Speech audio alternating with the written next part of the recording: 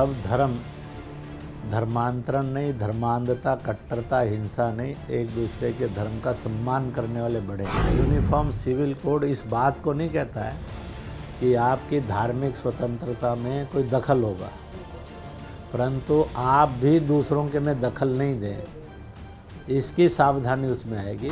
Bulldozer अभी तक किसी भी वैध जगह पर नहीं चला है, अवैध पर ही चला है। अगर जो इसकी निंदा करते हैं, इसका मतलब है कि वह देश में अवैध निर्माण चाहते हैं। नमस्कार, मैं दिव्या कोच और आप देख रहे हैं टीवी 9 भारतवर्ष। आरएसएस देश और दुनिया का सबसे बड़ा स्वयंसेवक संगठन, जो देश की मौजूदा सरकार का पैतृक संगठन भी माना जाता है। संगठन कहता है कि वो भारतीय संस्कृति और मूल्यों को मजबूत करने के साथ साथ बहुसंख्यक हिंदू समाज को भी मजबूत करना चाहता है, जिसके लिए हिंदुत्व की विचारधारा का प्रचार करता है। संगठन की नज़र तमाम देश में हो रही घटनाओं पर भी होती है और जो संगठन का विचार होता है वो देश के लिए एक नई दिशा भी तय करता है। इसलिए आज मेरे साथ मौजूद हैं आरएसएस के वरिष्ठ नेता और मुस्लिम मंच के वरिष्ठ सदस्य इंद्रेश कुमार जी। इंद्रेश जी, आपका टीवी 9 में बहुत बहुत स्वागत है। इंद्रेश जी, मेरा पहला सवाल आपसे ये है कि देश में जिस तरीके का माहौल दिखाई दे रहा है, क्या लग रहा है कि फिजा बदल चुकी है? देश किस ओर आगे बढ़ता हुआ नजर आ रहा है? ऐसा है कि इस समय भारत जातीय भेदभाव और छुआछूत से निकलकर मजहबी कट्टरता, हिंसा और एक्सप्लॉयटेशन से निकलकर प्यार, भाईचारा, शिक्षा, विकास और सब सद्भाव से रहें, इन संस्कारों की ओर तेज गति से बढ़ना चाहता है। परंतु कुछ लोगों को ये लग रहा है कि अब जो भी योजनाएं आ रही हैं और जो भी वातावरण बन रहा है, कुछ वर्षों से भारत दंगा मुक्त भारत हो गया है। कुछ समय से अपराध भी घटने लगे हैं, परंतु भारत में ये सद्भाव बने, शांति आए और विकास की ओर तेज गति से बढ़े और सब धर्म धर्मांतरण नहीं, धर्मांधता, कट्टरता, हिंसा नहीं, एक दूसरे के धर्म का सम्मान करने वाले बढ़े, इसके प्रति ईर्ष्या रखते हैं और इसलिए वो भारत को दंगों वाला, वैमनस्य वाला, हिंसा वाला, अपराध वाला भारत बनाने की सोचते हैं। इसलिए ऐसे लोग पिछले कुछ दिनों से एक धार्मिक कट्टरता और असहिष्णुता फैला रहे हैं। अगर इसको रोकना है तो इसके लिए उपाय है, किसी भी प्रकार की, किसी की भी धार्मिक जो भी गतिविधि है उसमें दखल देना, उस पर हमला करना, सब ने इसकी निंदा करना चाहिए, क्योंकि यह असंवैधानिक भी है, अमानवीय भी है, अभारतीय भी है और इसलिए मैं इसकी सबकी घोर निंदा करता हूँ। जो दल इसकी निंदा नहीं कर रहे, इसका मतलब वह असंवैधानिक, अमानवीय और अभारतीय काम कर रहे हैं। इसलिए भारत के इस समय सबसे बड़ी ज़रूरत है पंथ से, राजनीतिक दल से ऊपर उठकर सब निंदा करें और दूसरा, सबके लिए एक कायदा कानून बन जाए।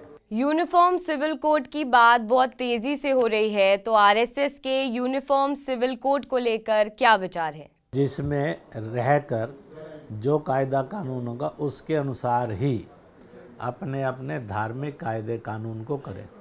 इसलिए यूनिफॉर्म सिविल कोड इस बात को नहीं कहता है कि आपकी धार्मिक स्वतंत्रता में कोई दखल होगा, परंतु आप भी दूसरों के में दखल नहीं दें, इसकी सावधानी उसमें आएगी।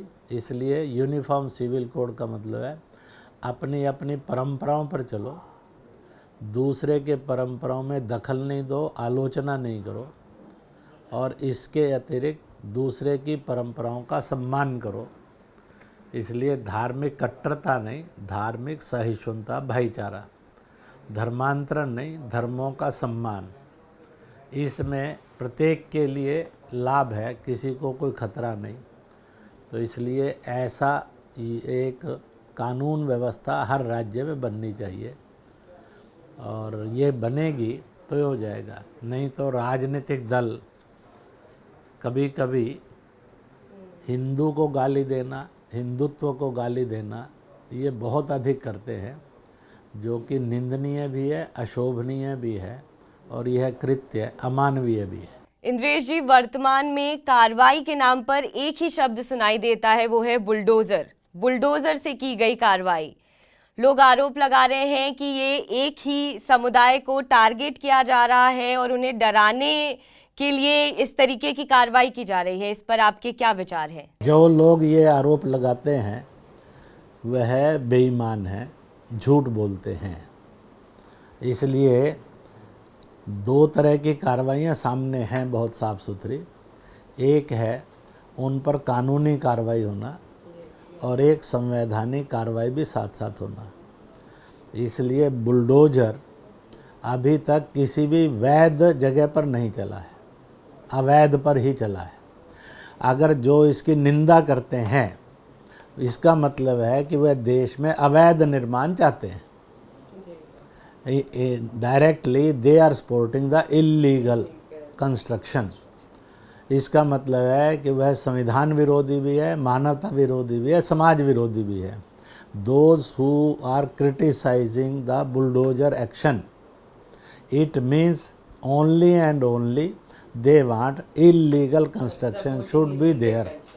दूसरी बात, व्हेन दे से कि it is on a one religious people, जो ये ऐसा कहते हैं वो भी झूठ बोलते हैं। अगर सारा पढ़ेंगे, जब इलीगल पर चला है तो उन्होंने ना पार्टी देखी है, ना जाति देखी है, ना पंथ देखा है, सब पर चला है। इतना सच सामने होने पर भी जो लोग लाते हैं वह केवल और केवल देश को बांटने और लड़वाने का असंवैधानिक, अभारतीय काम कर रहे हैं, और उन पर ये खुला आरोप है। वो कहते हैं कि एक मजहब वाले पर है, बाकी सारा देश कह रहा है ये लोग झूठ बोलते हैं, गलत बोलते हैं, ये समाज को बांटना, भड़काना और लड़वाने का काम कर रहे हैं। इसलिए they should not do it. ये है बिल्कुल। और आरोप सामने है, सत्य सामने है, फिर सत्य सामने होने पर भी आरोप लगाना, झूठ बोलना, इससे बड़ा अमानवीय कृत्य क्या होगा, असंवैधानिक कृत्य क्या होगा। इसलिए जो सामने है, उस सामने के बाद भी कोई झूठ बोलता है तो क्या झूठ बोलने वालों पर भरोसा करना चाहिए? क्या झूठ को छापना चाहिए? क्या झूठ ही बताना चाहिए? इसलिए मैं मीडिया को भी कहूँगा, झूठ परोसने में एहतियात रखें। अगर वो झूठ ज़्यादा परोसेंगे तो देश के वातावरण को स्पॉइल करने में उनकी भी भूमिका बन जाएगी। आज़ान और हनुमान चालीसा को भी लेकर काफ़ी विवाद चल रहा है और इसके आरोप लगाए जा रहे हैं हिंदू संगठनों पे। इस पर आपके क्या विचार हैं? अगर वहाँ के कायदे कानून सबके लिए बन जाएंगे, और इसलिए जिन कारणों से ये झंझट खड़ा होता है अब सब राज्यों के सामने स्पष्ट हैं। इसलिए हिम्मत करें, और इसलिए मजहबों में आपस में भाईचारा हो। कहावत तो यही है कि पंथ मजहब नहीं सिखाता आपस में वैर करना, परंतु कुछ राजनेता और कुछ मजहबी नेता जानबूझकर इनको भड़काने का काम करते हैं। इसलिए जो नियम आप हनुमान चालीसा के लिए बनाएंगे, वही नियम अजान के लिए भी होगा, वही गुरबानी के लिए भी होगा, वही जो है ईस्टर प्रेयर के लिए भी होगा, वही बुद्ध वंदना के लिए भी होगा, वही जैन परंपरा के लिए भी होगा। इसलिए एक कॉमन एडवाइजरी बनानी चाहिए ताकि ये हो कि अपना कर सकें और दूसरे में कोई दखल ना दे। एक और बात भी करनी चाहिए, I hope so it must be made compulsory, कि जब भी किसी धर्म का कोई धार्मिक उत्सव है, कार्यक्रम है, तो वह भारत की, भारतीय संस्कृति की परंपरा के परिवेश में और भारतीय संविधान के परिवेश में बाकी सब धर्मों के लोगों को भी उसमें बुलाएं, तो अपने आप ये धार्मिक टकराव ख़त्म हो जाएगा और धार्मिक सहिष्णुता, भाईचारा, प्यार ये बढ़ेगा। इसलिए अपना मनाना और बाकी सबको भी उसमें इनवाइट करना, तो मुझे ये लगता है कि इससे एक बहुत बड़ा अंतर आएगा। और एक और, हर धार्मिक कार्यक्रम के साथ साथ राष्ट्रीय रूप में भी कुछ सम्मिलित करना चाहिए। इसलिए धार्मिक अनुष्ठान करते करते भी अगर सब जगह पर तिरंगा भी रहे तो respect by all of the तिरंगा, तो मुझे ये लगता है अपना धर्म पालन करने में भी संकट नहीं आएगा, इंसान इंसान बना रहेगा और वह देश प्रेमी भी बना रहेगा। तो इसलिए 2-3 बातें सारे देश को इस समय करनी चाहिए। एक common advisory for performance of religious spiritual activities. Second, invitation to all to join in our religious spiritual और प्रोग्राम। और थर्ड जो उसके अंदर करना चाहिए और वो ये कि किसी भी दूसरे धर्म की आलोचना और निंदा नहीं करेंगे, ऐसा। और वहाँ से एक संदेश जाना चाहिए कि भारत नफ़रत का देश नहीं है, हिंसा का देश नहीं है, आलोचना का देश नहीं है, यह सबके सम्मान का और सबकी स्वीकार्यता का देश है। ऐसा एक अद्भुत इस समय देश बन सकता है, वातावरण है। तो मैं सारे राजनीतिक दलों से और मजहबी पंथीय नेताओं से अपील करूंगा कि आगे आएं और सबके लिए समान आचरण, सबके लिए समान सम्मान, इस रूप में व्यवहार करें, ना कि वह व्यवहार करते हुए पक्षपात करें। इंद्रेश जी, मोहन भागवत जी ने कहा था कि 15 साल में अखंड भारत बनेगा।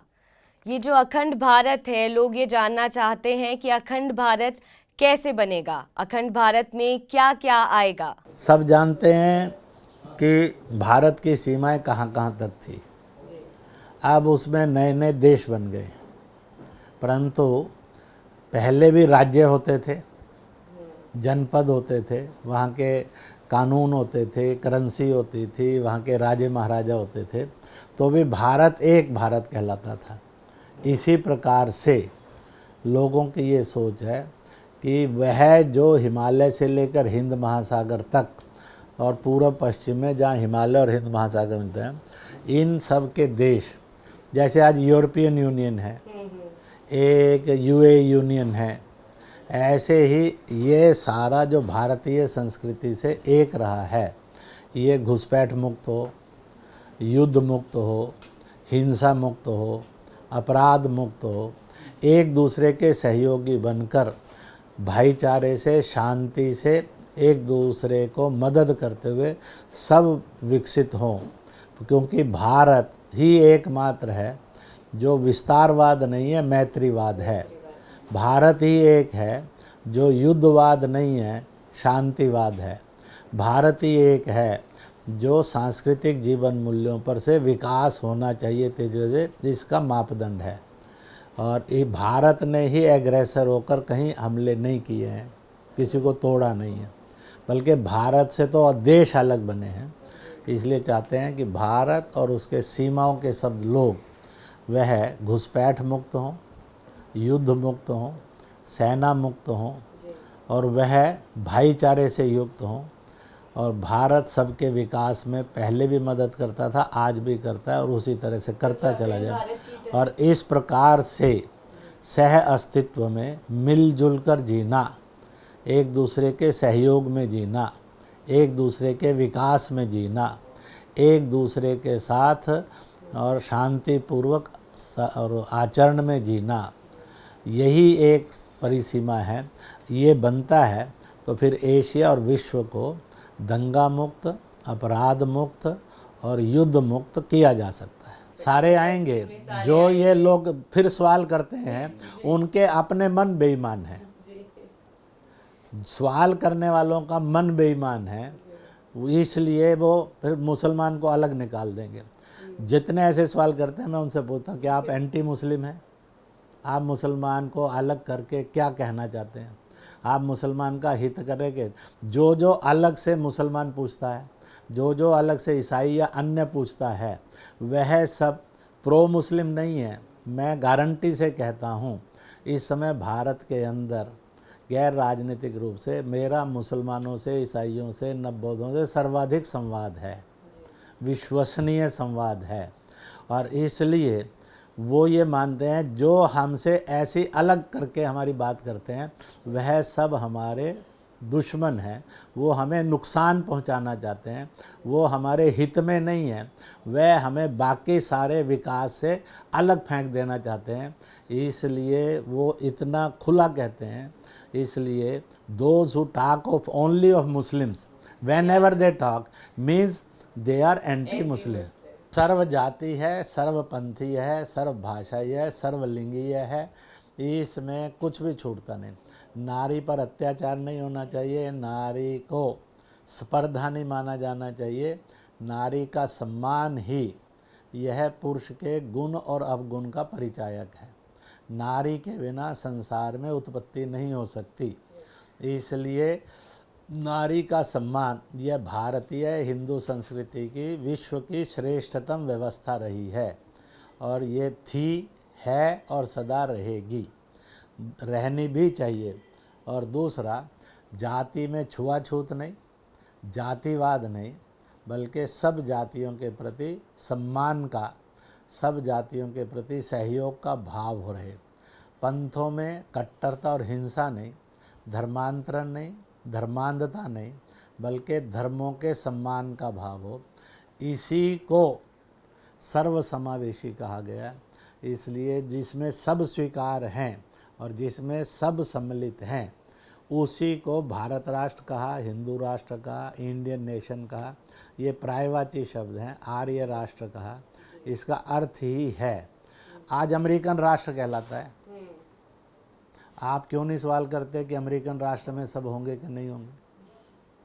फिर भारत राष्ट्र या हिंदू राष्ट्र में क्या है?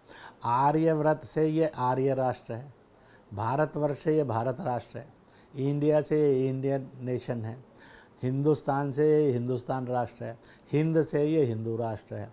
इसलिए ये सर्वसमावेशी हैं। राष्ट्र की दृष्टि से यह नेशनलिज्म है, और विश्व की दृष्टि से, मानवता की दृष्टि से ये मानवतावाद और वैश्विकता है। इस बात को सबने समझना चाहिए। जो इसका खंडन करते हैं वो बेईमान हैं, झूठ बोलते हैं। बीजेपी सरकार पर लगातार ये आरोप लगते आए हैं कि ये मुस्लिम समुदाय को दबाती हैं, डराती हैं। इस बात पर आप क्या कहना चाहेंगे? आरोप लगाने वाले आरोप लगाकर झूठ बोलते हैं, वही सवाल खड़ा करते हैं, बाकी किसी से ये सवाल नहीं है। इसलिए जिनकी पॉलिटिकल जेलेसी है, वह राजनीतिक वैमनस्य में से, राजनीतिक कटुता में से उसको बंधित करते हैं। आप उत्तर प्रदेश में देखिए, बीजेपी ही है जिसने, और मुसलमानों ने उसको कितना भी हराने के लिए घोषणाएं की, तो भी 2/3 मत से जीत कर आई।